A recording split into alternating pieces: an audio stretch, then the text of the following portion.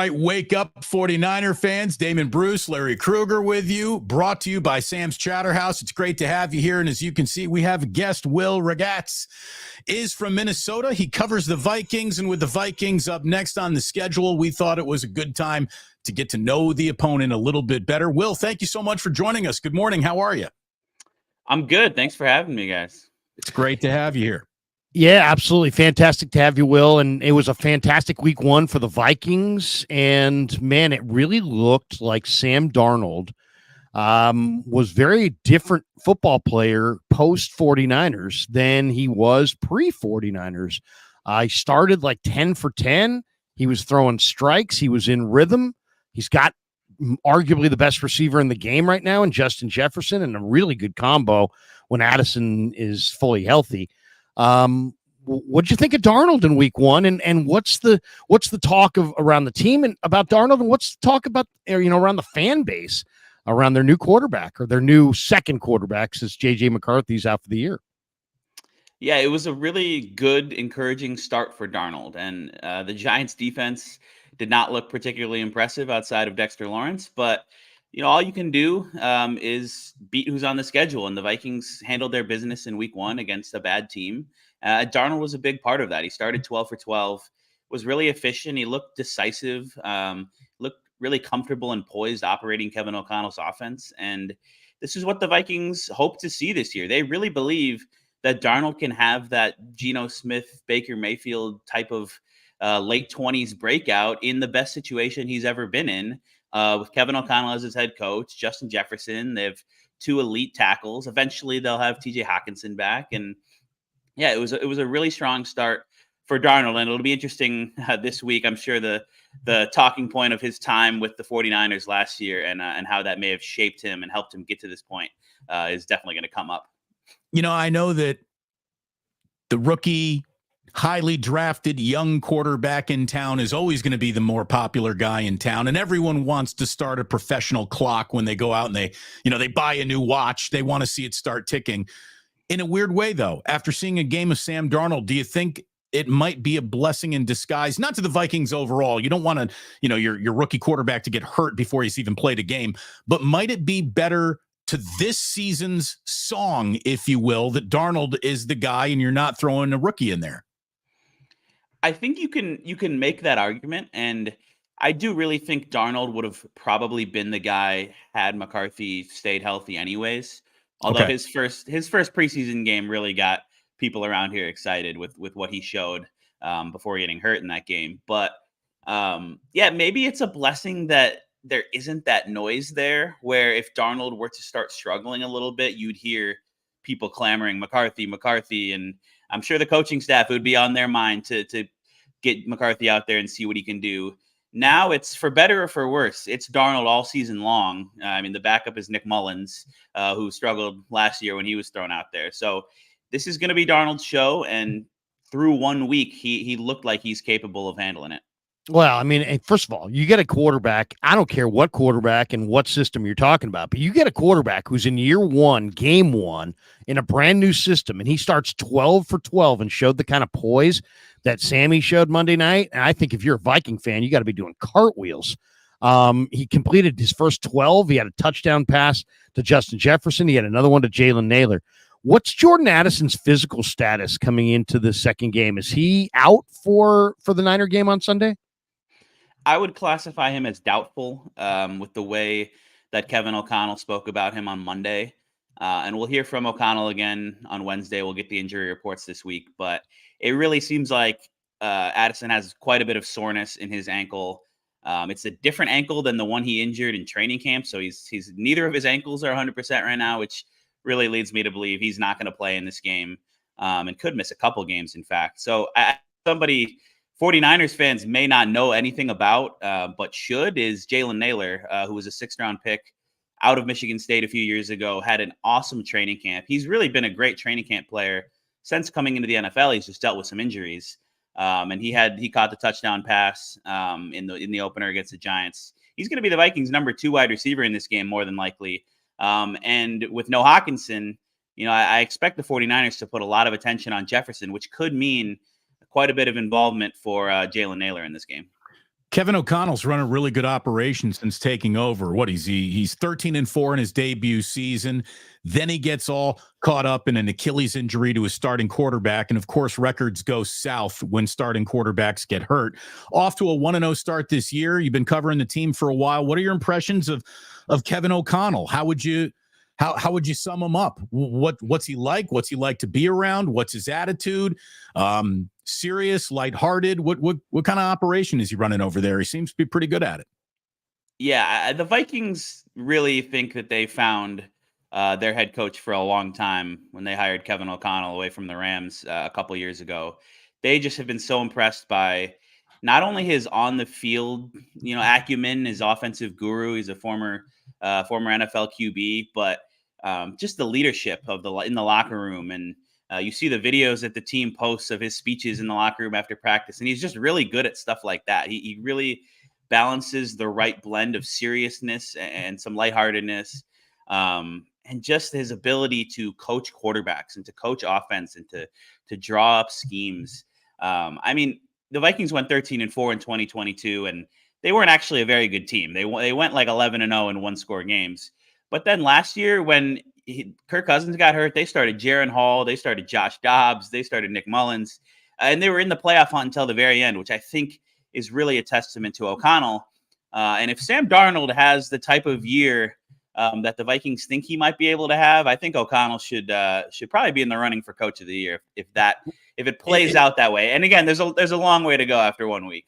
Just to follow up real quick about Brian Flores, what does he do to change the temperature in that defensive room? And is he this brutal taskmaster that he was painted to be in the Tua story that came out in the preseason? Is he got a softer touch than that story actually led on to? What are your impressions of Brian Flores as the DC? Yeah, Flores was asked about that whole Tua story during training camp, and he said that he's grown since then, and there were things that he probably could have done better in that situation. And you won't hear a Vikings player with a bad word to say about Brian Flores. They really like this guy. He maybe does bring a little bit more of the old school Belichick, tough, hard-nosed approach to coaching than O'Connell does, but I think that can be important sometimes, especially for a defensive guy. And the Vikings, again, they love Brian Flores. They really, I think the fact that he has this whole lawsuit thing going on and that isn't being looked at for head coach openings is just a blessing to the Vikings, who are probably going to be able to keep him around for a while, because he was so good last year coming in and taking over a defense and implementing his scheme and really just creating a defensive turnaround in Minnesota. And now they're in year 2, and they absolutely dominated the Giants to start out Flores' second season. So this guy is a kind of a mastermind defensive coach with all of the things he's able to present at offenses. And I'm really fascinated and excited to watch the Flores against Kyle Shanahan matchup once again this Sunday. Kevin O'Connell, great quarterback at San Diego State, I believe. And, it's funny. I look at Kevin O'Connell. He reminds me so much of John Lynch. They look so similar. They got those Irish genes. But O'Connell, I think, is a solid coach. And their general manager, I think, used to be in the 49er organization. There's ties to the Niner organization for their GM as well.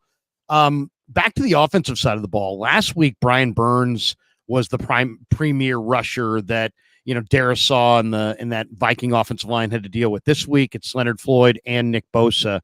Obviously, these are good tackles. Brian O'Neill, second-round pick. Darrisaw was a first-round pick out of Vatech. How did they handle Burns?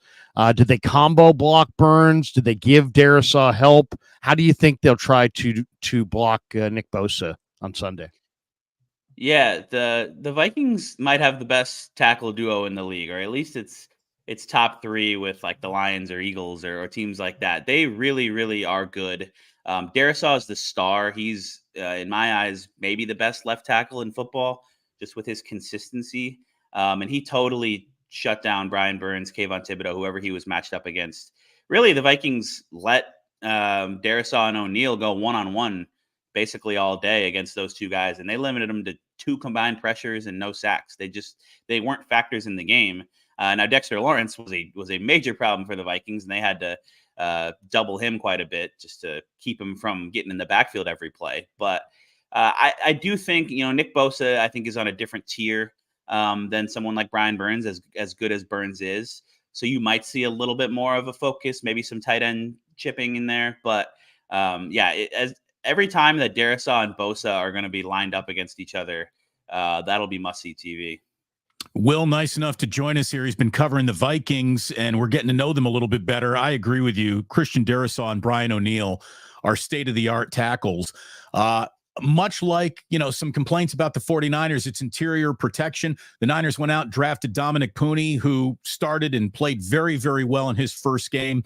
Ed Ingram and Garrett Bradbury, that's what I'm circling if I'm the 49ers this week. If I'm getting to Sam Darnold, I'm coming through the middle of that offensive line, not around it with those really good tackles. I think it's a big game for Malik Collins and Hargrave and Elliott. And this is not, everyone's looking for weaknesses. And to me, the only weakness that I see that you can really go out there and expect to exploit if you're the 49ers is that interior offensive line play.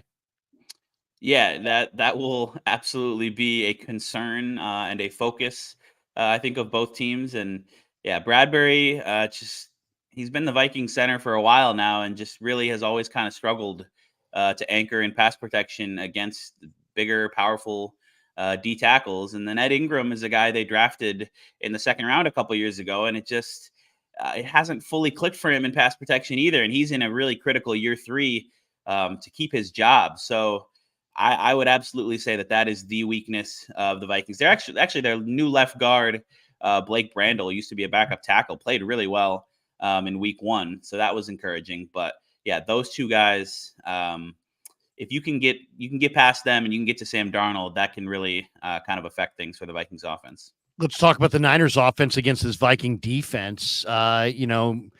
You see Danielle Hunter jump to the Texans, but Jonathan Greenard left the Texans and came aboard the Vikings. It was almost like a modern day free agency trade of defensive end studs.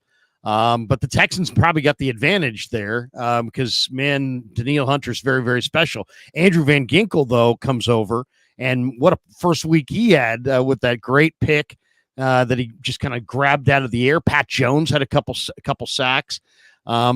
This Viking defense is really interesting. And to me, the wild card here is Josh Metellus. I'm watching Inside the NFL a couple weeks ago, and Chris Long, they were talking about their football guys and underrated guys around the league. Chris Long's like Josh Metellus of the Vikings, and I knew exactly what he's talking about.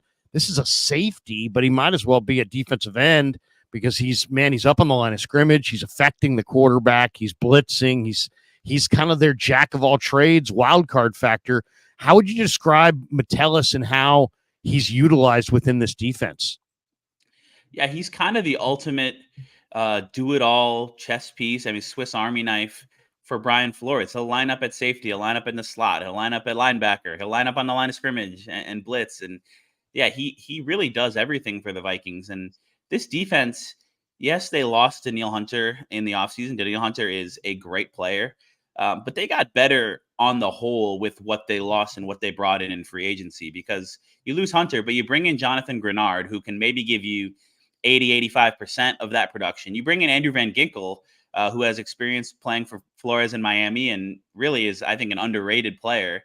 And then they drafted Dallas Turner in the first round. He got his first career sack against the Giants. So on the aggregate, you now have more options to get after the quarterback. They added Stephon Gilmore to the cornerback room, and they've got these 3 safeties, Harrison Smith, Cam Bynum, Josh Metellus, who just give them so much flexibility in what they're able to do. So I really think this Vikings defense looks like a top 10 unit this year, with Flores leading the way, and just the depth and versatility and experience that they have really at all 3 levels.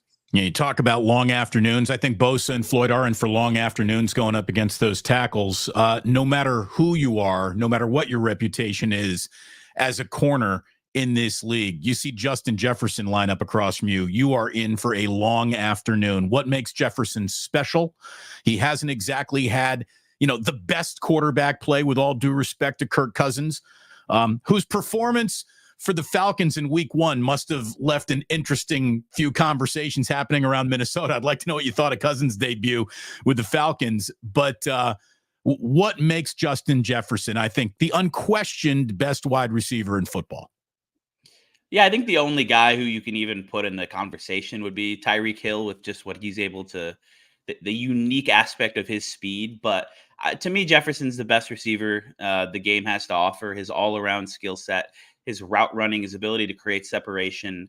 And then just the fact that even when he isn't open, which, sometimes he's drawing 2 or 3 defenders, you can still put it up there and he's going to go up and make a play. He's spectacular at coming down with the ball in contested situations. He does it all. He's everything you could want as a wide receiver. He also doesn't bring like the off the field drama that some other guys we've seen this offseason with their contract situations have. Anyone in particular come to mind? Someone you guys might be familiar with. I was thinking along the lines Jamar Chase, CeeDee Lamb as well. I mean, it's a frequent thing at that position, and it just wasn't an issue with Jefferson. They didn't get the deal done until later in the summer, but that never really kind of seemed to create any drama. So he's quite good. And to your cousin's point, that was fascinating to see the way that not only he struggled, but he didn't move around at all. Like he looked like the Achilles is still not back. So that could get really interesting quickly because they didn't use any play action. He wasn't under center at all. Right? I mean, that's bread and butter. That's what he does. That's what he thrived in when he was here for so long. So yeah, maybe that was a week one thing, and the Steelers do have a good defense, but man, if that doesn't get better quickly, that's going to be really interesting for Atlanta. And I think the Vikings certainly after 1 week feel good about their offseason at the quarterback position. One thing that the major components of this Viking offense with Darnold running it, the play action game, huge, the bootleg game, also huge. How much did they kind of show that off in week one against the Giants? How much do you expect they'll try to neutralize the Niners' incredible rush by using a lot of play action and a lot of the bootleg game?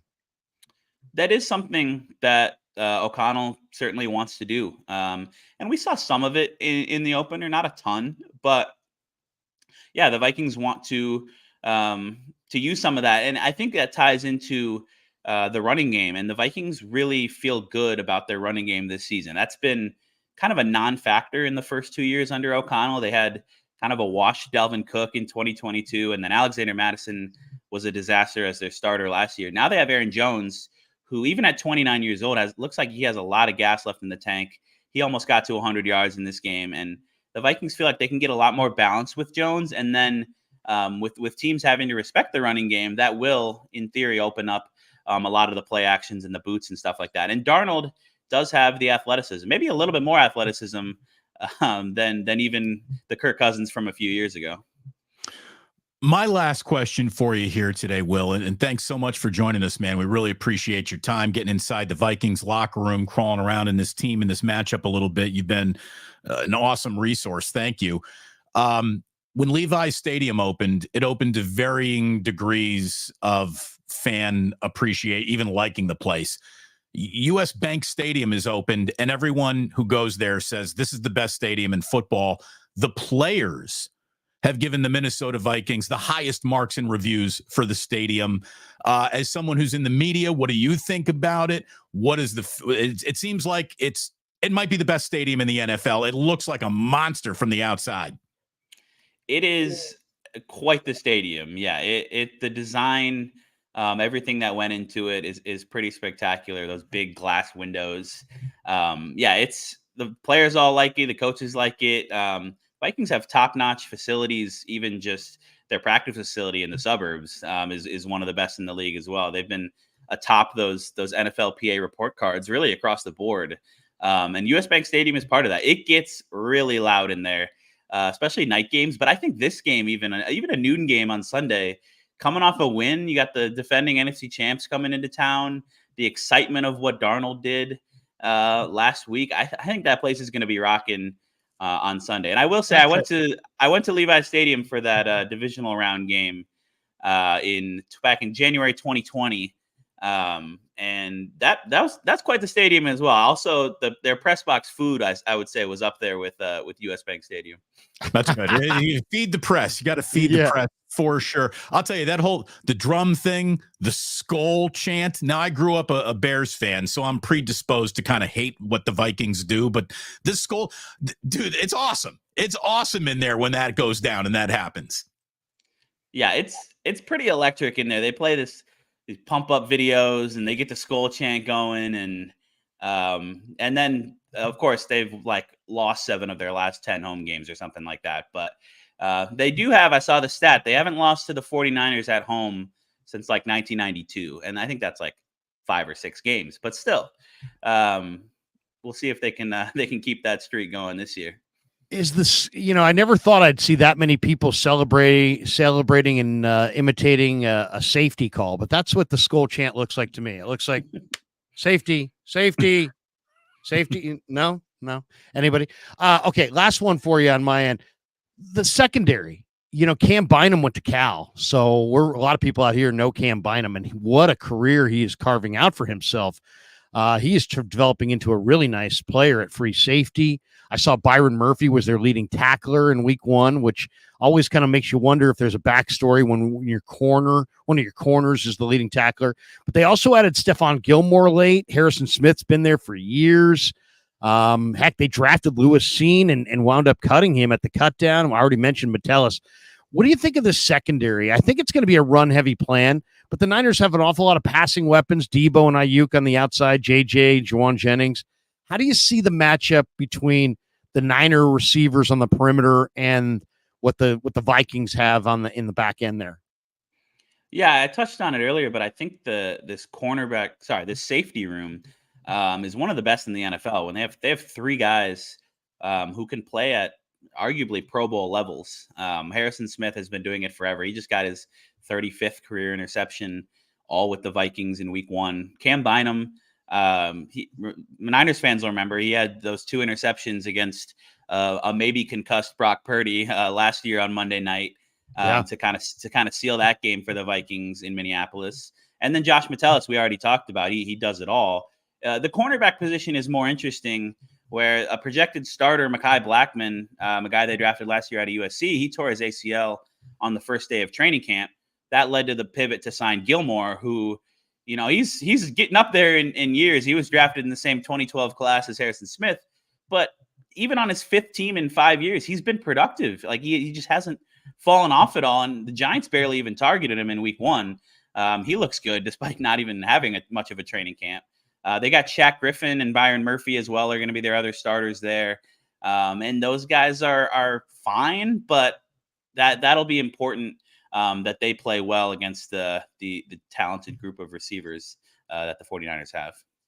Will, awesome stuff, man. What day? It's September the 11th today, 2024. What day do you people in Minnesota start to plug in their vehicles overnight? I mean, is that a January thing, a February thing? I mean, this is a West Coast question.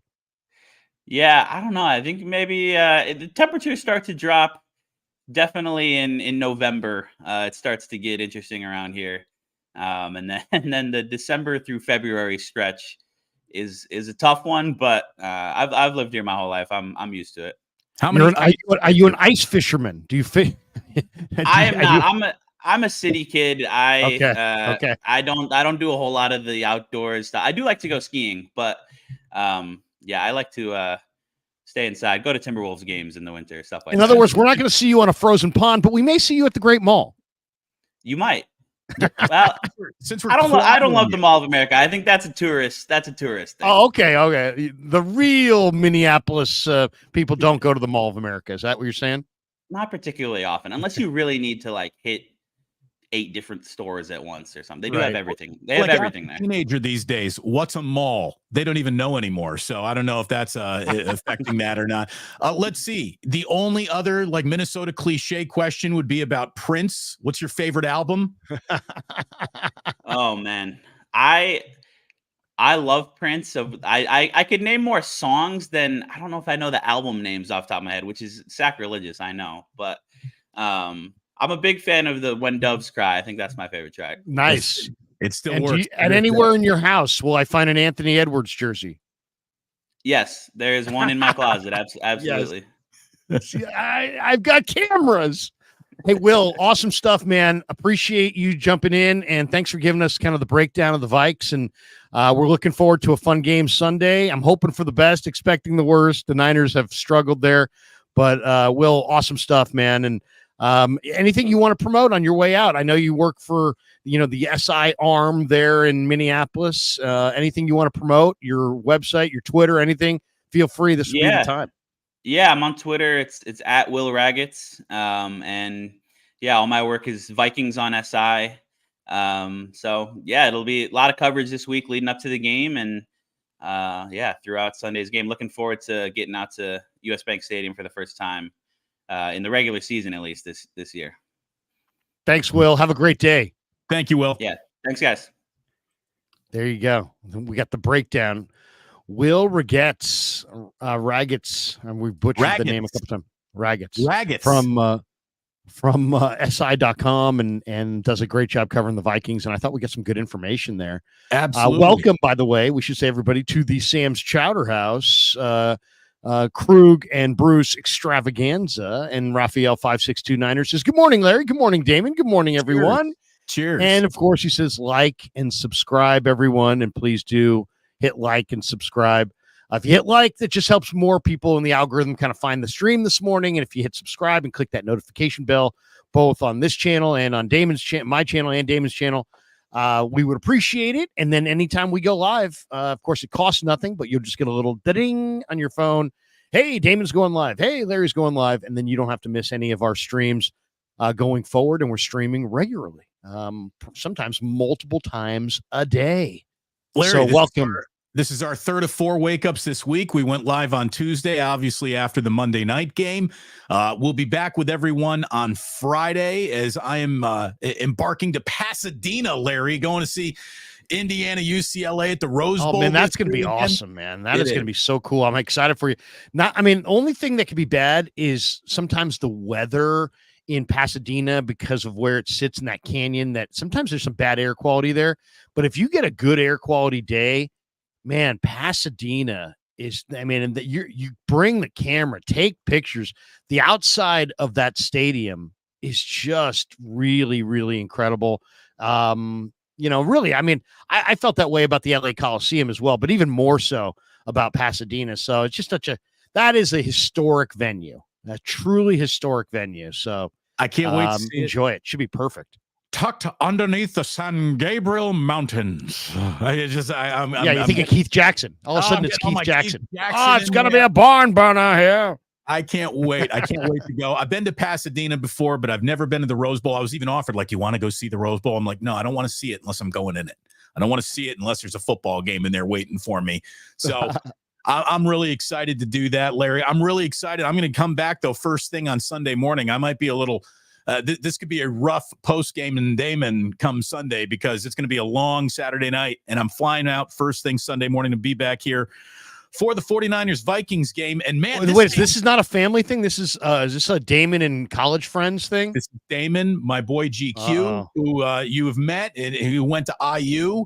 So this is not Daddy Damon. This is going to be Daddy Damon's leaving his daddy outfit at home. Yes. And this is cut loose. This is candy stripe pants, pretty drunk, pretty high Damon. This is I don't even see the Gons jar anymore in the background. It's been replaced by a Niner helmet. It's probably already in the luggage.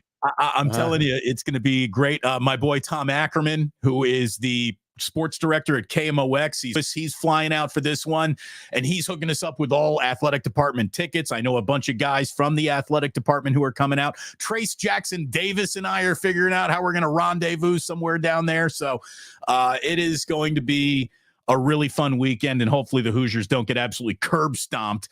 I don't think they're gonna I'm not going to. UCLA's lost their defensive coordinator. They lost, Liatu Latu. They lost Darius Muasau. By the way, Darius Muasau is now a New York Giant. He played last week against the Vikings. I think he was like their second leading tackler. I don't even think he was drafted. So UCLA lost some really good defensive players and their defensive coordinator.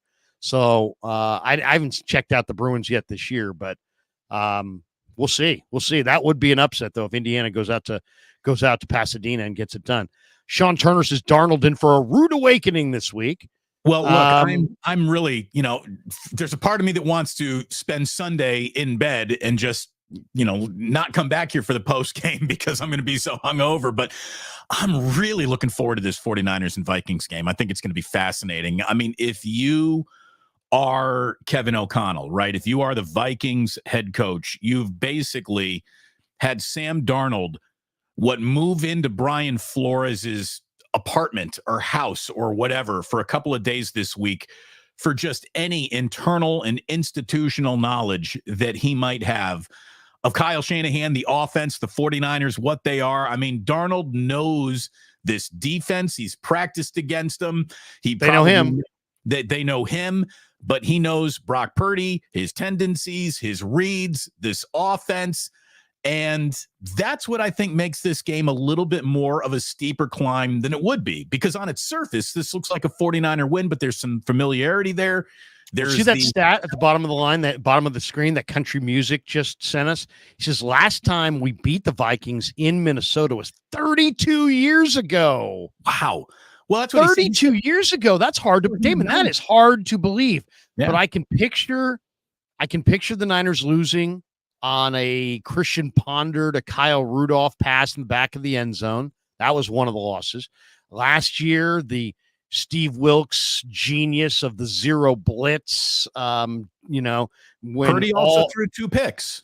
Purdy threw two picks in the fourth quarter. He got knocked around at the end of the third and had a bad fourth quarter. And a lot of people were saying he's not him. I mean, if we can go back to the Twitter reaction of Niner fans to that loss last year, people jumped Brock Purdy and were like, see, this is proof this guy's not it. And of course, that same year that they're ripping him, he would take the 49ers through the playoffs into the Super Bowl. So those people obviously weren't all that sharp, but whatever. That game made people question Brock Purdy and his standing as the 49ers quarterback. I don't feel confident in this game. Now, the ankle injury that Jordan Addison suffered in the Giant game, I guess, is going to be significant enough to either keep him out of this next game or limited, which means that you can roll your coverage towards Jefferson. They don't truly, Jalen Naylor's not bad, but he's small. But they don't truly have, if you take Addison away, you can lean everything towards Jefferson. So, well, and this team, I'm interested to see what Sorensen puts together as far as a plan, because this is a unique team. They have maybe the best receiver going, but they don't necessarily have a solid number two. So, I would imagine Jefferson's going to get the lion's share of doubles all day.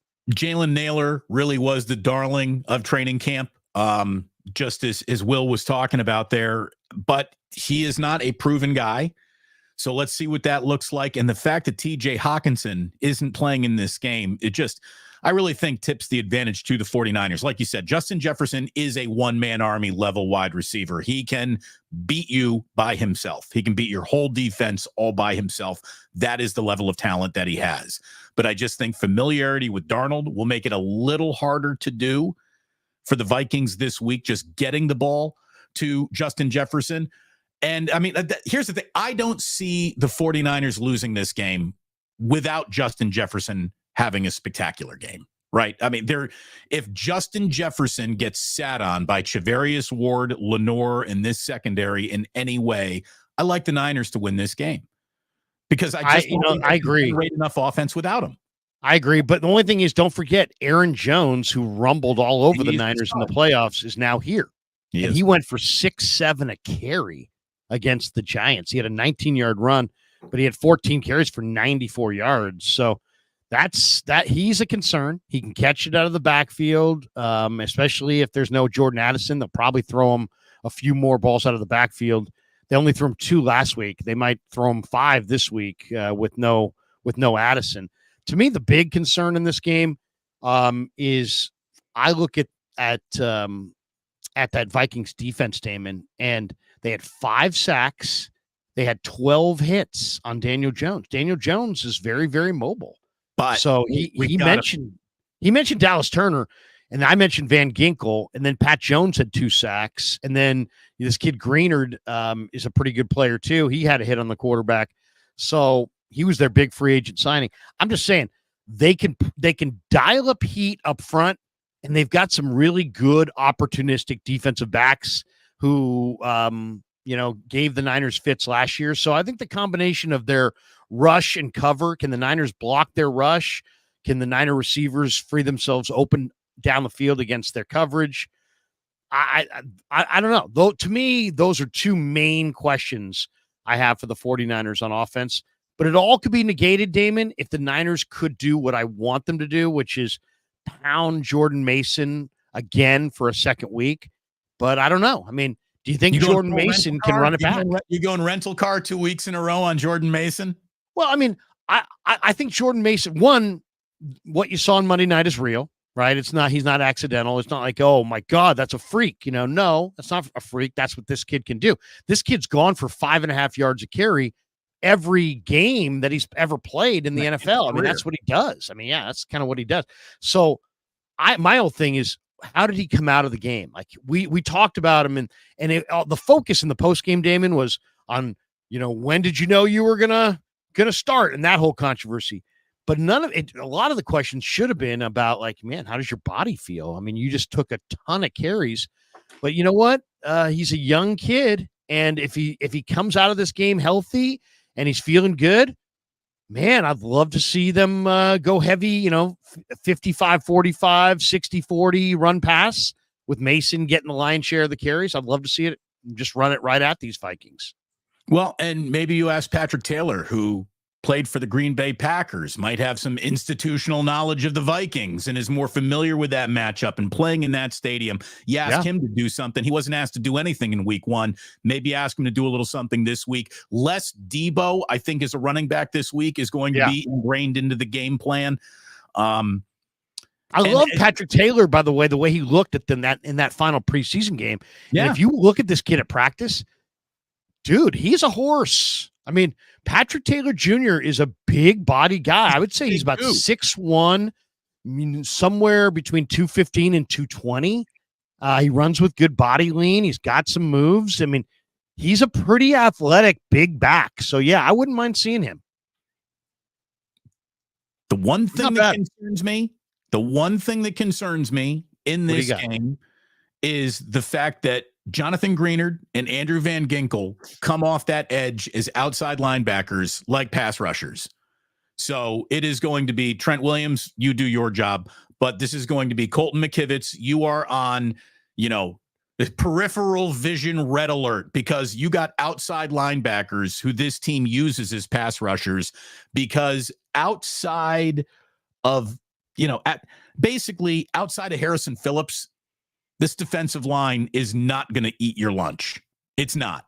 They miss Danielle Hunter. Yeah. They miss Danielle Hunter, but they've replaced him with quality players, but not overwhelming players. So I think that the 49ers offensive line should be able to handle the job, because it's going to be on the tackles, and one of them is Trent, and we know how good they are. But it's on the tackles. You're right. The guards, the interior's got I don't want to say a day off, but Jerry Tillery was cut already this year. He's starting opposite Harrison Phillips. Harrison Phillips is a really good football player at Stanford, and he's a try-hard guy, 6'3", 300 pounds, but short arms, not a lot of movement. I mean, Harrison Phillips is not Quinnen Williams. Look, Bosa and Floyd will have as long of a day at the office this Sunday as they will have all season. That's how good the tackles are in Minnesota. Darisaw is state of the art. The other guy, the John Niners should have drafted. Brian O'Neill on the right side is a house, and these guys are fantastic. This game If the Niners are going to the Niners won going away. Sam Darnold was awful. Well, why was Sam Darnold awful? It's because Malik Collins was sitting in his lap all afternoon. It's because Jordan Elliott got after Sam Darnold right up the middle. It's because the grave digger finally came out and dug some graves for the opposing quarterback, Larry. The Niners make it an easy day with pressure up the middle on Darnold. A buddy of mine, I'm sure you got buddies who could leave their jobs to be like a team insider. They know so much about the team that they care about, or a friend who could totally be a sports talk show host. One of my buddies, Brady Jenkins, a guy who I went to college with, who absolutely, it's a shame that he's not out on the IU UCLA Pasadena trip. He couldn't make it. But he's a huge Vikings fan, like an obnoxious Vikings fan. And I asked him, I'm like, Brady, I'm talking about the Vikings this week. Give me a little, give me some tips. Give me some insiders. And so, of course, he sent me what I will call a 5-thumb text. In order to get through the entire text, your thumb is going to do this 5 times. It's a freaking laundry list. God. It's a Best Buy receipt. War and Peace. Exactly. He is sending me the tome, full canon of the Minnesota Vikings, and he is the biggest Vikings homer honk, but he's also a football realist, and he knows how football works. And at the very end, after giving me all the inside information, which, by the way, marched in lockstep with the inside information that we just got from Will Ragatz, who joined us, he says, my best guess is San Francisco wins by a touchdown because Darnold throws a critical pick when he gets pressured up the middle.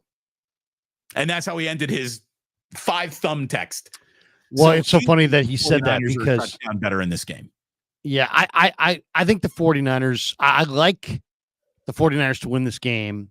I think it's going to be a competitive football game that's competitive for all 4 quarters. But I like the 49ers to win this game. And I think the key is going to be Sorensen, I think, is going to dial up some pressure. I think he may send a couple extra blitzers at Darnold and just try to speed him up, especially early in the game. I think one thing with Darnold is that he's definitely a rhythm passer, and he got into a great rhythm against the Giants and completed his first 12 and wound up having a phenomenal day. I think the key is to rush Sam Darnold with smaller guys. So not just send you're right. I mean, Darisaw is a great left tackle, 6'5", really long arms, very, very good feet, very strong. You can't bull rush him. Got great speed, footwork, so you can't really speed rush him. If you walked into the 49ers offense and held a gun to John Lynch and said, you have to trade Trent Green right now for another left tackle in football. Trent Williams, excuse me. You have to trade Trent Williams right now for another left tackle in football. Darisaw would be one of the first names that popped into his mind. No question. And the other guy is 6'7", 310, 315 pounds, and he's big, and he's got the long arms, great stature for a tackle. Brian O'Neill's as you said, a big tackle. But what I think, the Niners do in this thing is you send your regular 4, but then you send extra guys, and you blitz some linebackers and you blitz some safeties, and you go after Sam Darnold, especially without Addison. I don't feel like, as long as you're covering Jefferson and you feel like you can get home, because Darnold doesn't have great, he's got good mobility when he wants to run on his terms, but he doesn't have what Brock Purdy has. He doesn't have reaction quickness. So yeah, if you can get into the A gap, B gap, and send guys through there and try to flush him off of his spot, he doesn't move well laterally. And when he does move laterally, he doesn't throw the ball with accuracy, and he doesn't make good decisions. So to me, that making Sam Darnold move off of the desired spot that he wants to launch from is absolutely the key in this game. You blitz him with smaller guys, you move him off his spot, he will throw you to 2 picks. I think the 49ers are going to be +2 on the turnover ratio at the end of the day, and I think that's why they're going to win the game.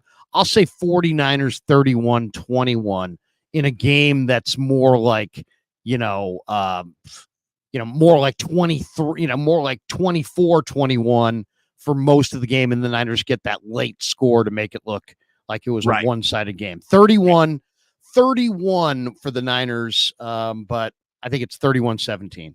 31-17, 31-21, something like that. Feels about right. But like you said, that is a tough place to go play. They are going to be, Vikings fans are going to be going bonkers. And if you're a Minnesota fan, this whole, what a turnaround, right? I mean, you could not find football teams further apart on the spectrum of what are you competing against. I am sure the Vikings coaching staff is very, very happy with that win over the New York Giants. Again, cannot understate this enough. There's no such thing as an easy win in the NFL, even against the laughably bad Danny Dimes New York Giants at times. How many false positives did the Vikings get? How good are they really? They looked fantastic. Darnold looked good. I mean, I remember, I don't know if it was you, Larry. I think it was you, Larry. But what the 49ers are going up against is nothing short of the greatest arm in 49er football history, right? I mean, that's how Sam Darnold was saying, this is the greatest arm the Niners have ever had. He's got a better arm than Steve Young. He's got a better arm than Brock. He's got a better arm than Joe Montana. He's got a better arm than Jeff Garcia. The most arm talent that has ever happened. I said this? History. I don't think so. Someone did, but they were just glowing about Darnold's arm strength watching a couple practices down in Santa Clara. And look, the kid's got a cannon. There's no doubt about it. He's got a golden arm. It's why he's in the league, because he's not the most fleet of foot guy. He doesn't process the game incredibly well, but he's got arm talent on top of arm talent. He really does. What do the Niners do against that? I think the Niners look at just arm talent quarterbacks and they think free lunch. It's the guys who really understand the game, can process, can place, are ultra accurate, that I think scare the Niners and keep them up at night. And I don't know if Sam Darnold is that. Not at all.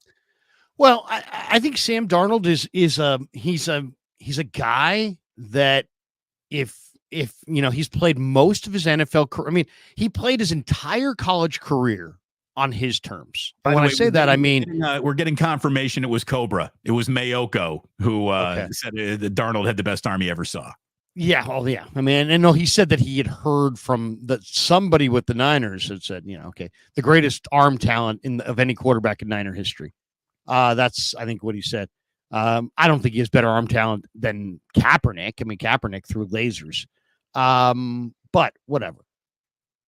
The Darnold that I see is had two different kinds of results.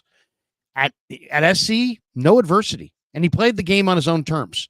He did what he wanted. They had incredible talent, and there was very little pressure. Then he comes to the Jets. He never played any games on his own terms. It was always jailbreak on Darnold, and he's trying to lift up a bad organization, and it just didn't work. Then, last year with the 49ers, it's like, hey, wait a second. I got weapons, and I got a good play caller, and he was back to kind of playing the game on his terms. And then I kind of saw that exact same Darnold in week one. He's not being rushed. He's got good footwork. He's got some good weapons. He's carrying out the offense. So you have to take him from that Darnold to the Darnold that makes bad decisions, questionable decisions, and takes chances with the football and has a tendency to turn it over when you change the plan and you blitz him up the A gap and you give all of a sudden he's feeling pressure that he didn't feel last week against the Giants. So Giants had Brian Burns, but they didn't really, if you look at the box score, they didn't get a lot of pressure on Darnold at all. I mean, the Giants had one sack and they hit him twice. And I'll say this, if coming out of Sunday, if the Niners defense produces one sack and two hits on Darnold, the Vikings are going to win. So you got to do to Darnold what the Vikings did, last week to Daniel Jones, which is sack him 5 times, hit him 12 times. If the Niners come away with 5 sacks and 12 hits on Darnold, the Niners will win. And I think they have to affect Darnold. And if they're getting 5 sacks in this game, 3 of them have to come from defensive tackles at the very least, or some blitzing. Or defensive backs. I mean, if you can send little guys at them off the edges, I mean, I'll tell you one guy that I would love to see the Niners utilize. Who? Did you see a snap count from last year? How did Malik Mustafa get snaps?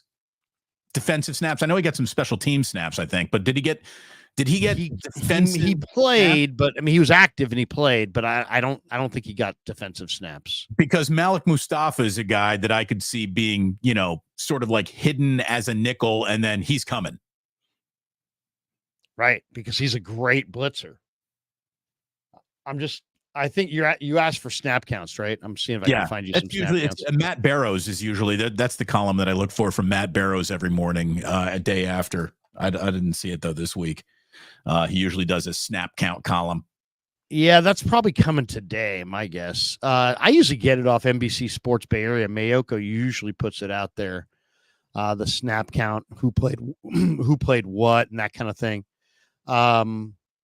But no, I don't see it yet. But we'll see if we can find it. Let's see. I've seen the report card. Maybe there's snap counts here. Let's see. Oh.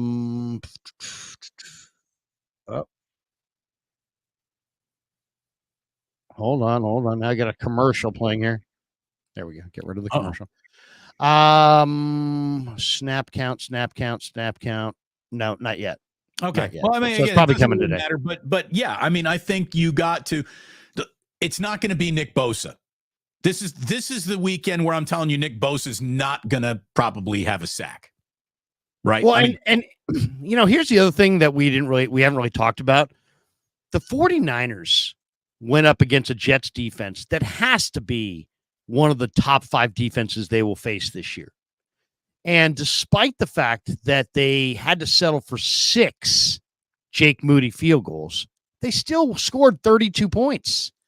Damon, if they are a little bit more efficient in the red zone and don't settle for 6 field goals, they might have scored 50 on a really good defense in week 1 without Christian McCaffrey, who's their best offensive player by far. Right. I mean, there were people in the content community last year that would have you believe that the 49ers are like shit without McCaffrey. They went without McCaffrey in week 1. They settled for 6 field goals and still put 32 up against a really good D. Well, not only did they do that, but they did it with the rustiest Brandon Ayuk that has hit a football field in Brandon Ayuk's entire life. Right. They did it with practicing Trent Williams. Right. They did it with Trent Williams, who didn't, do a jumping jack until he was starting a football game. And by the way, he did an incredible job, all things considered. The whole game. There. He really played the whole game. That was incredible. He is special.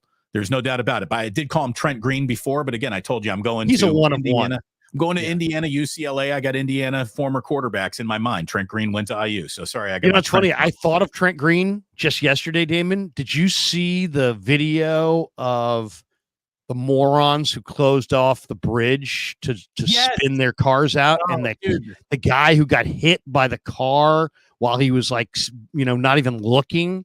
And that reminded me of Robert Gether's hit on Trent Green when Trent Green slid down against the Bengals, and Robert Gethers, who's like a 285-pound defensive end, went full bore at him and just bounced him off the turf. And that was kind of it. That was the end for Trent. I mean, I don't think he ever played after that. Well, Trent Green is the quarterback that got hurt so we could get Kurt Warner. Right. So there was no Kurt Warner without Trent Green going down. That's right. So you're welcome, everybody. Indiana football's greatest contribution to the NFL was the injury that gave birth to Kurt Warner. But look, this is a game that I think is there for the taking if the Niners play similar to what they did against Green Bay. If the Vikings get out, here's the thing. I think the Vikings are going to get out on that field with an awful lot of confidence, with a home crowd behind them, with the, hey, Darnold knows this defense sort of, confidence that you feel pregame. And then they're going to start and they're going to play this game. And by the end of the first quarter, they're going to be looking around on that sideline going, these ain't the New York Giants.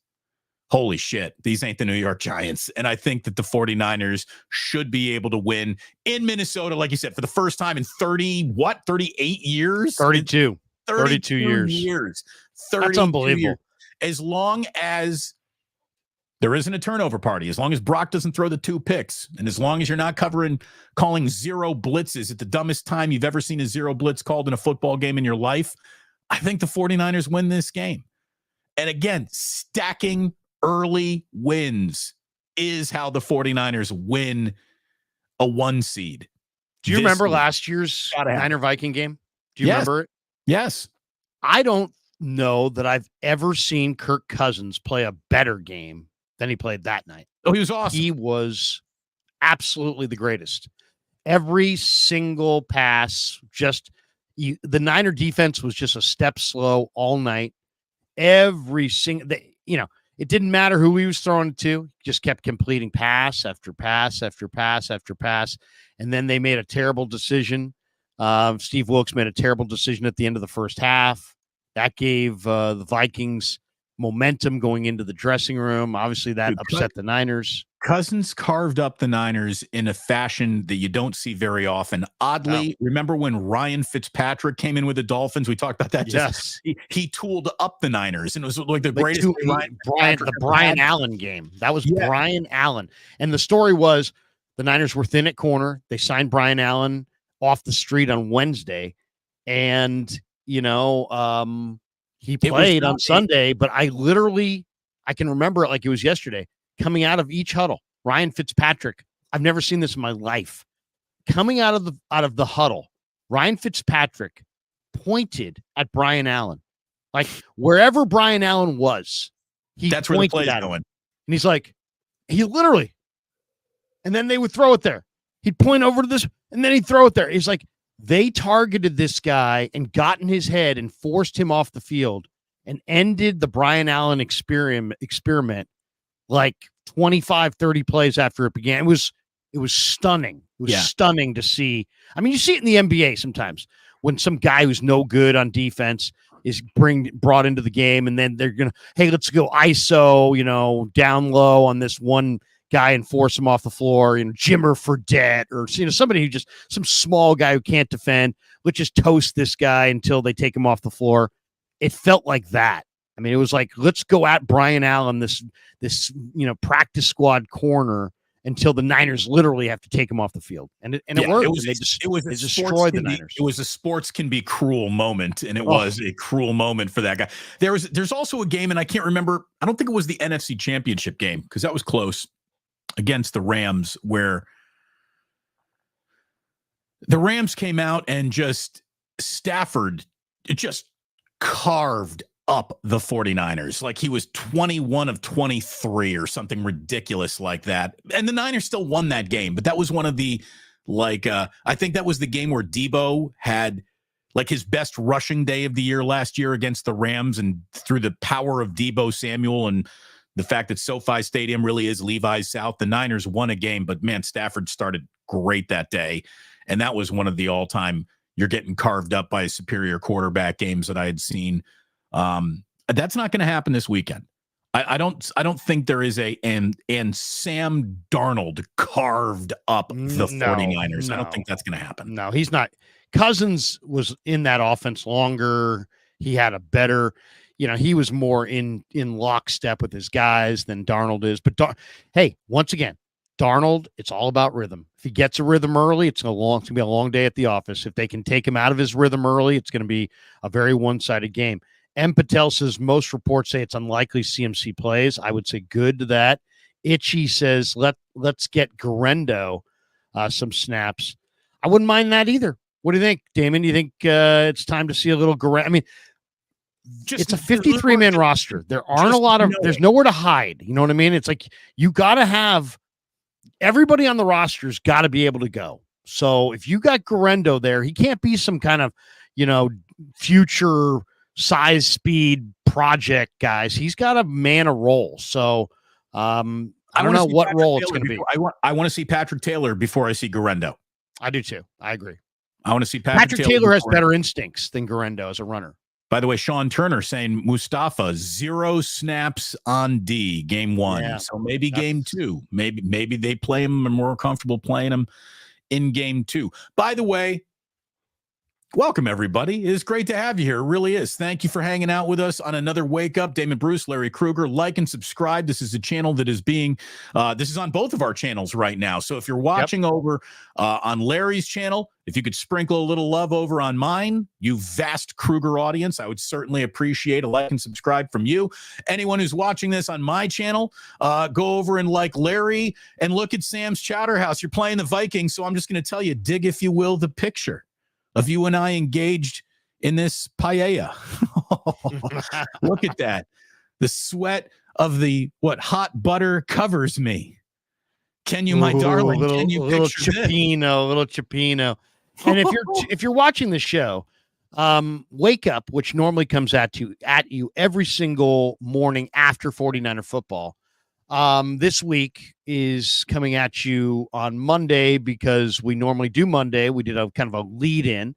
Tuesday because it was the day after Niners Monday. Wednesday because this is our normal Wednesday show, and then we'll be back with you on Friday. But we're all sponsored by, as you can see in the top and the bottom of the screen, Sam's Chowder House. And Sam's Chowder House is outstanding. It is in Half Moon Bay. So Half Moon Bay is on the coast, about maybe 20 minutes south of San Francisco, maybe 20 minutes, 30 minutes north of the South Bay. On the coast. It's between San Francisco and Santa Clara. If you are making the trek out to see the Niners, and lots and lots and lots of people do, make a day of it. Come out over. I mean, obviously, if you're going to come out to see the 49ers from Texas, Florida, the East Coast, the Midwest, you are going to make a day of it. You're going to come out for the weekend. You're going to fly in, and you're thinking, hey, maybe we'll do something on Saturday. And instead of just messing around in downtown, 5 blocks away from the hotel and potentially get shot, go out to the to Half Moon Bay and check out Sam's Chowder House and dip your feet in the water. They'll give you one of those little lights that says, hey, your table will be ready. And then what you do is you take your group, you walk down on the sand, and you enjoy a 15, 20 minutes walking around the beach. Then you come upstairs and you have the most glorious seafood lunch or dinner you're ever going to have. Huge fans. My normal fare is I sit down. I usually get oysters Rockefeller, which are like kind of like a baked oyster, really rich, fantastic. Have a couple oysters Rockefeller, maybe a beer or two, sit on the patio. Damon usually goes with the lobster roll.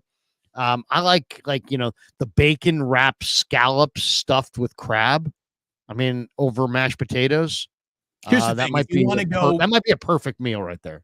If you want to go big old fat boy, big, seafood, pasta, paella, lobster roll, rich lunch, you can do that with a bib. You're getting a bib. But they got crab Louis. That's such a good salad. The crab Louis salad, man. And fantastic. It's just everything they do down there is just fantastic. And again, it is the perfect kiss between sea and land in California with a great restaurant sitting on it. Thanks to Sam's. Thanks so much to Sam's for being our sponsor. We love you. And Larry, we got to go down and get some B-roll. We just can't show that one commercial a million times in a row. We got to get some new B-roll for Sam's, but that is.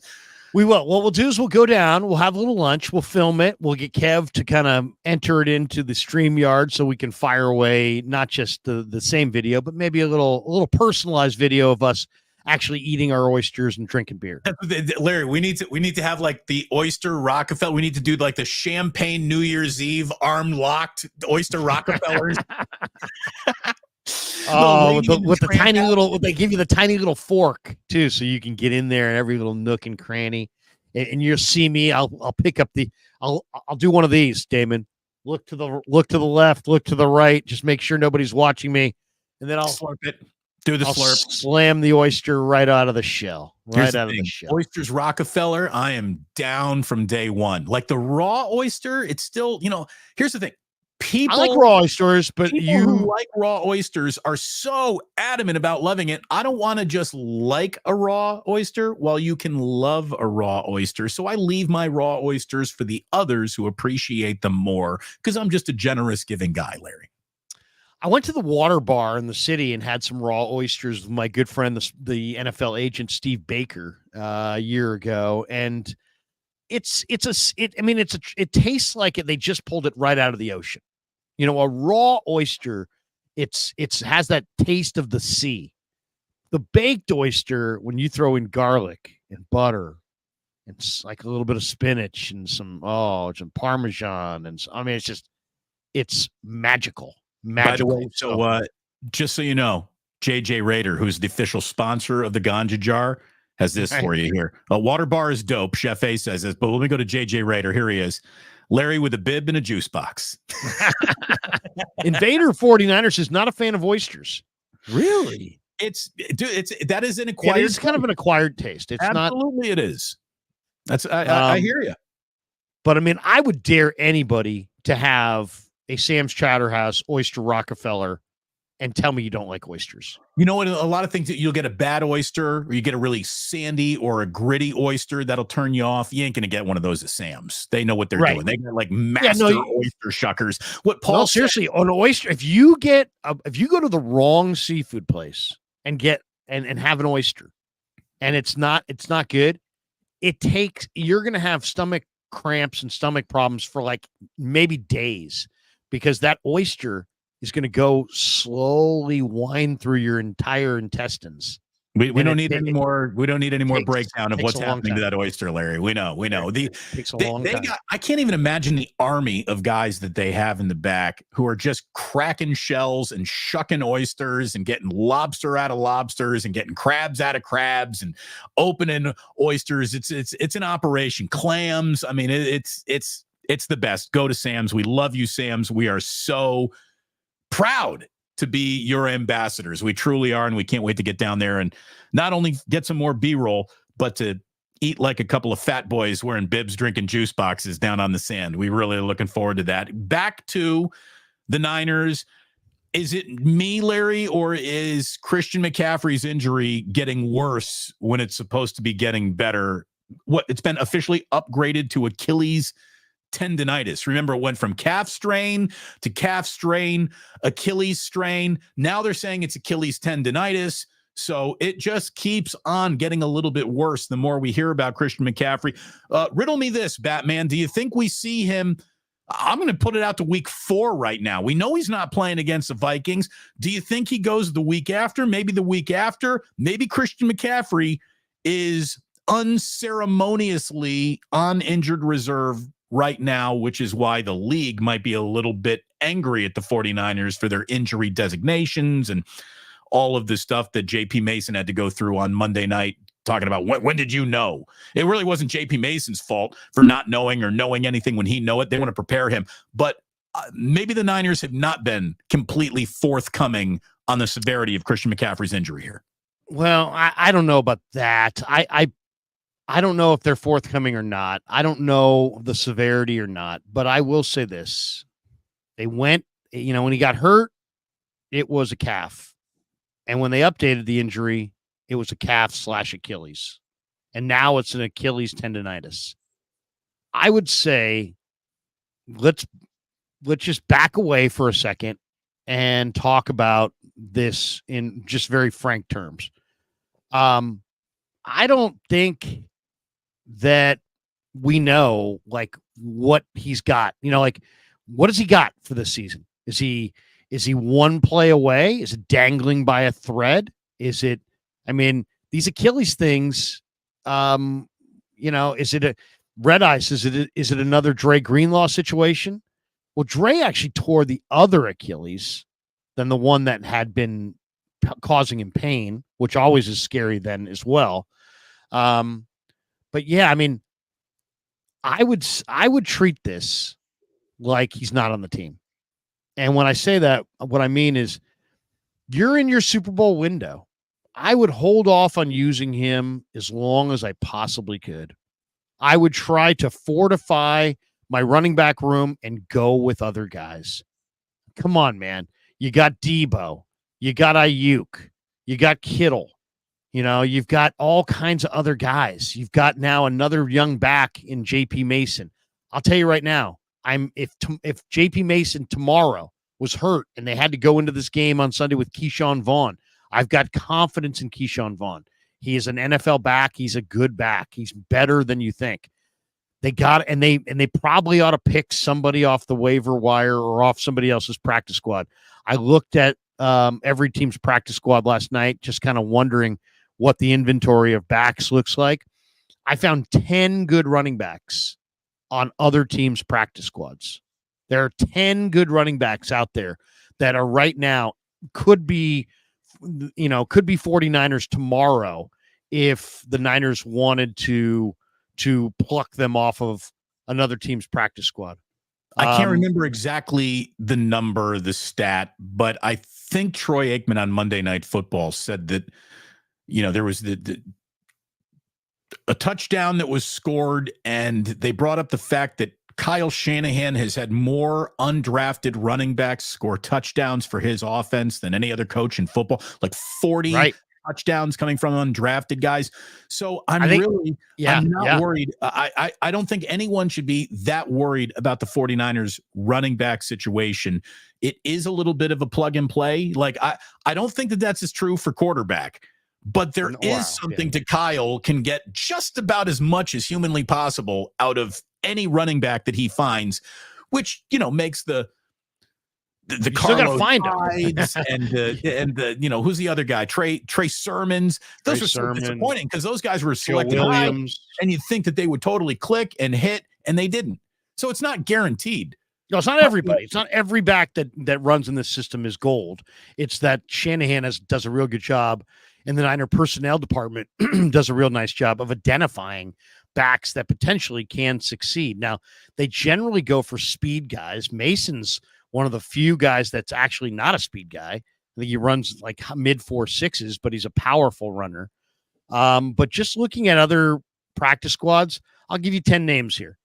Dante Miller, New York Giants, runs in the 4.3s. He's on their practice squad. Deneric Prince played at Tulsa, big back on Miami's practice squad, was on Kansas City's practice squad last year. Kevin Harris played at South Carolina on New England's practice squad. Good running back. Frank Gore's kid, Frank Gore Jr., didn't make Buffalo, but is on Buffalo's practice squad. You could pluck him tomorrow if you wanted him. Michael Carter for Arizona got cut, and then they placed him on the practice squad. He's a good little back. Jonathan Ward from the Steelers, good back. J.J. Taylor from Houston, tiny, but he's a good back. Dylan Johnson from Carolina, the rookie from the UW Huskies, big, fast running back. Jabari Small, a little running back from Tennessee, and Amani Bailey. You're diving into unnecessary minutia. Patrick Taylor. No, it's not. It's not unnecessary minutia because the 49ers are going to have another back added to the mix. They just moved Brandon Parker off of yesterday. I believe they cut Brandon Parker off of their practice squad. And the reason they did that is because I would imagine today, Damon, they will be adding another running back.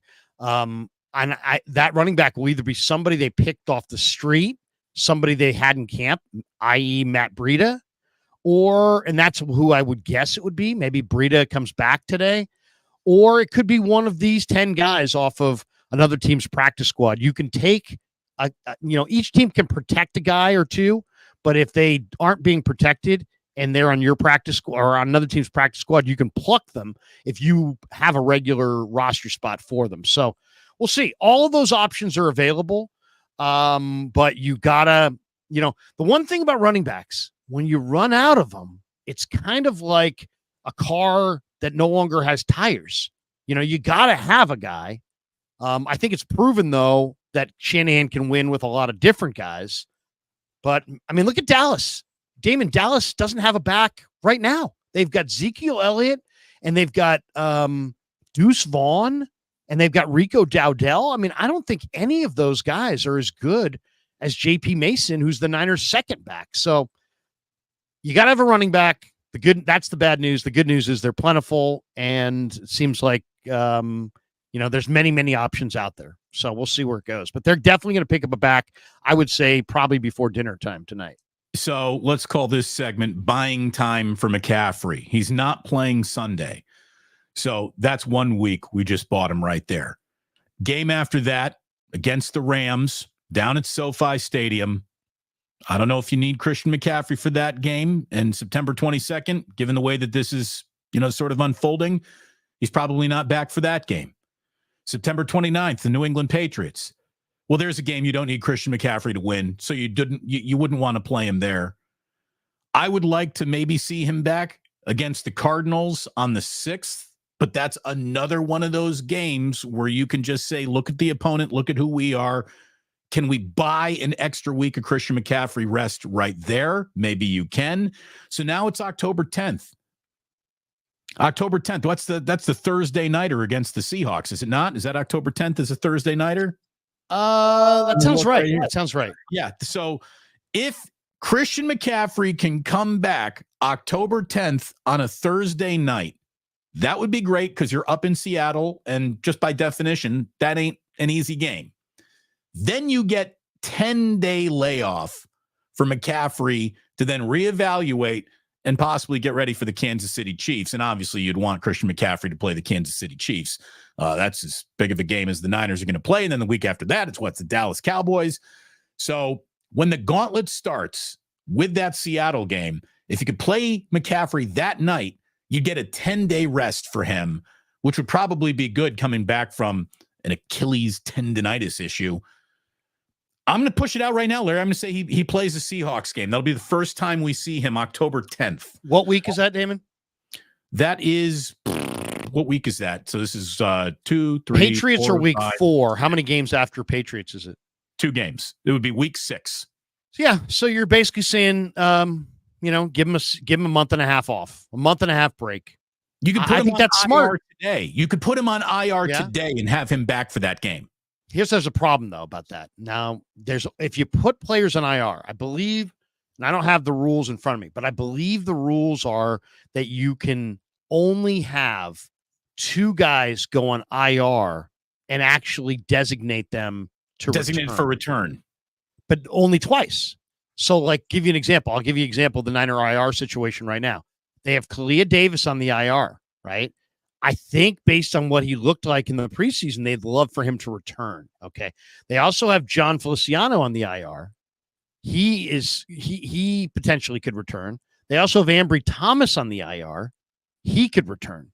So they have Elijah Mitchell on the IR, but he's not designated to return. So right now they have Kalia Davis, John Feliciano, and Ambry Thomas. They're only going to be able to bring 2 of those guys back. So I don't think they're going to put, and Greenlaw's on the PUP list. That doesn't count. Same with Drake Jackson. He's on the PUP list. Ricky Pearsall, for those wondering, is on what we call the NFI list because it was non-football injury. So Ricky can come back, I believe, off the NFI anytime he's ready, but I think he's going to be gone at least a month. Greenlaw can come back whenever he's ready, but he'll be gone probably until December. So yeah, I don't think they want to put another guy on IR, and then especially this early in the year. So I think they may just have to go man short. They may just have to go man short on the roster. Which is going to make it tougher. Well, here's the thing. That makes it an awful lot tougher to sign a running back off anybody's practice squad because that guy gets immediately elevated. So, are you going to carry unless you're going to go short somewhere else? Like I mentioned today that the Niners had gone with Jalen Moore, Spencer Burford, Nick Sikel, Ben Barch, and I believe Parker were their backup offensive lineman, and they have since moved Parker out. So maybe they have a spot. They have maybe a corresponding move to that one. So we'll see. Moving parts, moving pieces, moving parts. Yeah, moving pieces. Yeah, it's the one thing. I guess the question I would have, and I don't know the answer to it, is how skilled is Isaac Guerrero and Patrick Taylor as runners? If Jordan Mason, for whatever reason, rolled an ankle first quarter, and they had to go the rest of the game with Patrick Taylor and Guerrero and Juszczyk as their only 3 running backs with Debo, would it be all Debo, or could they run Taylor or Guerrero? Do they feel confident that those guys could give it to them, and if not, then you may see, another name in there. Because I just don't know. I like what I saw from Taylor, but I don't have confidence in Guerrero. Even though he's got speed and had a great bowl game, he just doesn't look quite like he's got the whole playbook down, which wouldn't be a surprise. He's relatively new. If I'm not remembering this correctly, but wasn't part of the reason why Patrick Taylor was brought into the Niners is because not only did they trust him as a running back and a guy who could move the pile a little bit, he's a big guy, but he's good at blitz pickup. I think you're probably right. You're probably right. He's definitely got the size for it. That's for sure. Yeah, I think that if I'm the 49ers, I'm using a game against the Vikings to figure out exactly what you got in Patrick Taylor. I mean, I think he needs to be explored from a might be needed in the season, in the next few weeks. This guy who, it's a total afterthought. We talked a million miles of 49er preseason football. Patrick Taylor's name has not come up at all. Here it is, week 2, and he feels like now a rising important He's the salvation of the season. Yeah, that's how quickly. Did you see what Quinnen? Did you see what Quinnen told Nick Wagner after the game about Dominick Puni? About Jordan Mason. Oh, how hard of a runner he was? Yeah, I did see. He's like, he was amazing, man. We watched him on film running hard downhill like all the San Francisco running backs they've had in the past. They hit the hole hard and they run like they're supposed to. In the outside zone, they're hitting the point immediately and hard. In the inside zone, they're hitting the point immediately hard. It was an amazing job by them and an amazing job by him. So, they got New York's attention. They got New York's attention, and I guarantee you they'll have the Vikings' attention when they roll through that film, because I don't know if you saw those numbers, Damon, but the numbers that I saw yesterday that Kev dug up on some of the advanced numbers, Mason had 94 of his 147 rushing yards before contact. So the Niners O-line really did open holes. The Niner O-line posted a 96.1 pass block win rate against the Jets. That was the third best of any team in the NFL in week 1. So, maybe we should have at some point, maybe another conversation about, it's like you have opinions in sports and people are like, dude, you changed your opinion. Of course I changed my opinion. There was another game. If you're covering sports and you have opinions and they don't change with the games, then you're not current. You have to stay current. Every game, this is a moving, changing picture. Well, one of the moving, changing pictures that we have to acknowledge here is that now with this O-line having Dominick Puni, you've changed out 20% of the line. And so that's why it's like in the NBA, you change one starter and it's like, wow, it's a different team. You change one lineman on a 5-man line and you've changed out 20% of the line. So, I mean, it's, is the Niner offensive line much maligned? Is it unfairly maligned? I mean, I think we have to kind of have that discussion if they continue to put together performances like they did on Monday night. It's hard to malign teams in Super Bowls, right? It's hard. Whatever the incomplete portion of the 49ers offensive line was last year, it was not so thoroughly incomplete that it prevented them from reaching the biggest game in the world. So even as average as it was, it got the job done. We talk about, does he have the requisite arm strength for the position at quarterback? Did the offensive line had the requisite skill set to get to where you wanted to go? The answer was yes.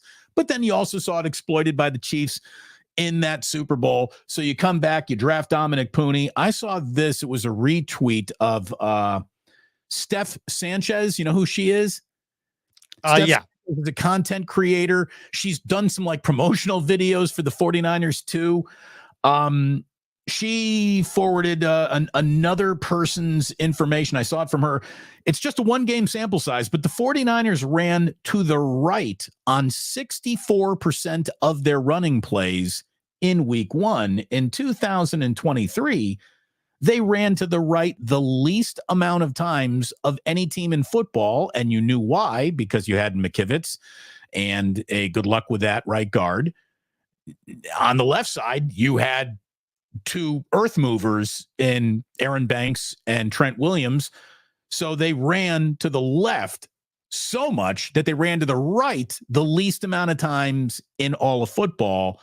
And that went from 41 to 64%. Again, it's just 1 game, but that is Dominick Puni showing up and giving the 49ers another direction to run a football. Because they're still, look, with Williams and Banks, you will be running very well to your left all season long. And if now you can run to the right as well, the Niners just got more dangerous, man. They really did. So I thought that was pretty interesting. Again, just 4 quarters of football, but they ran 64% of their runs to the right.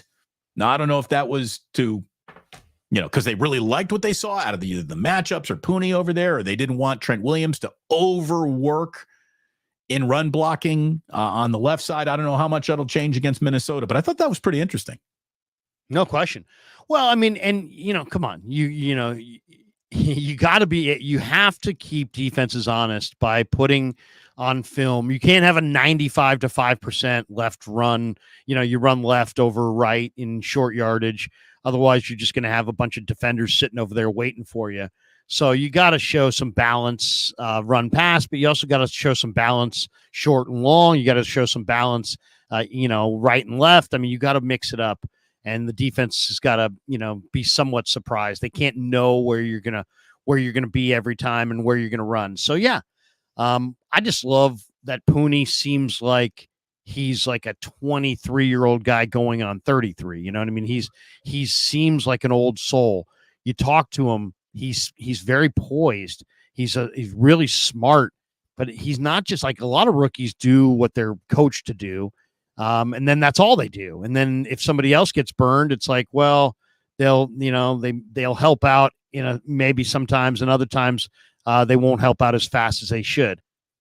Dominick Puni has shown like high-end ability already in a very short amount of time in the preseason and in week 1 to not just block the guy in front of him, but to work in tandem with his line mates and to fill in where he needs to fill in. So, I mean, I've seen him do things that were not part of the script that he just reacted to, and his reactions are like that of a veteran. So very great draft pick there. When he pirouetted around McKivitz to come and pick up the blocker in the preseason game, that was one of the first like, ooh, what is this guy over here? Right. And I'll tell you, Larry, I went on Twitter last night to share your one-on-one with Dominick Puni that you had right at his locker after his game. What a great interview. What a great personality on the guy. I mean, he's easy to root for just looking at him as a player. You get to know his personality a little bit. Then he gets even more easy to root for. I think the Niners got a future Pro Bowl guard in Dominick Puni. I think he's going to be, an all-rookie. He's going to be an all-rookie player this year. I really believe that. I think somebody sent me a thing that he was the second or third highest graded rookie in week 1 across the board, regardless of position. So, it's just, I'll say this, Chris Forster is, very difficult. He does not throw a lot of compliments around, especially of the young players, because it's always a technique rich position. They're always, learning. When he was asked about him this summer, and I'm sitting there, and this is a guy who never throws compliments, and he's like, yeah, he's just been awesome. I mean, he's talking about Dominick Puni. He's like, he's just been awesome. And it's like, not only is he doing what we're coaching him to do, but he understands like, what extra things he needs to do to just kind of make everything work. He's good in pass protection. He's good as a run blocker. But, what I love about Puni the most is he's really smart, but he's also got this nasty to him, right? He wants to bury people in the run game. He lives to bury people in the run game. So and if you see him, I know he moves really well at that size. He's got experience playing all 5 spots. The spot that he's currently playing, right guard, is the spot that he has the least experience at. How about that? He's played more of the other spots than right guard. But the Niners are using him at right guard, and he has been phenomenal. So, any status updates as to Aaron Banks and this calf contusion that he left the game with? Hopefully, he's ready to go against Minnesota, man. Yeah, I mean, that's a bruise, and I saw him in the locker room, and I talked to him after the game. I didn't ask him about it because I didn't know about it, but he didn't seem like a guy who was in a lot of pain, and he definitely didn't seem like a guy who wasn't going to go this week. So I would say Banks is going to go. I hope so. Look, we'll be going again on Friday morning. Our usual start time, 9 o'clock. We went a little bit later today because Larry was doing an interview. We want to thank Will Ragatz for joining us. Will Ragatz, yeah. He was Will really Ragatz. Will Ragatz. The emphasis is up front, but Will's great. Chased him down from SI, and he gave us a nice little breakdown, I thought, of the Vikings, and it's always good. We're going to do this show 3 days a week. We have opinions on the last game. We have opinions on the next game, and we'll try to work in a couple guests on some of the non-Monday shows. Mondays, we're just going to chop it up. Or in this case, Tuesday, the day after the game.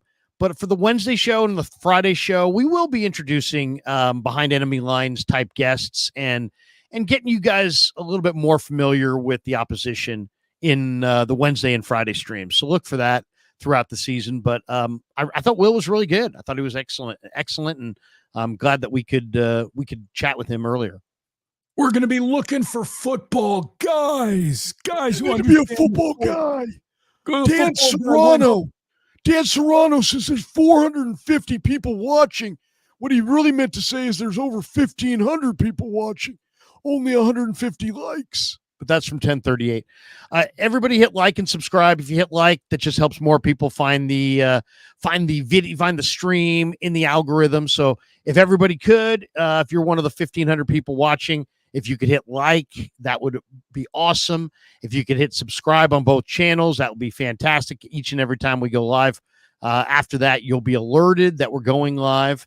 Damon, you got a couple final thoughts on this Wednesday before we call it a day? I've got a huge Wednesday. I was looking at my schedule, Damon, today, just to put this in perspective. Did the hit this morning with KMBR, now doing the wake up. Kyle talks at 12:40 in Santa Clara, so I will get in my car as soon as we're done here and get down there. Open locker room at 12:45. Niners practice at 2:35.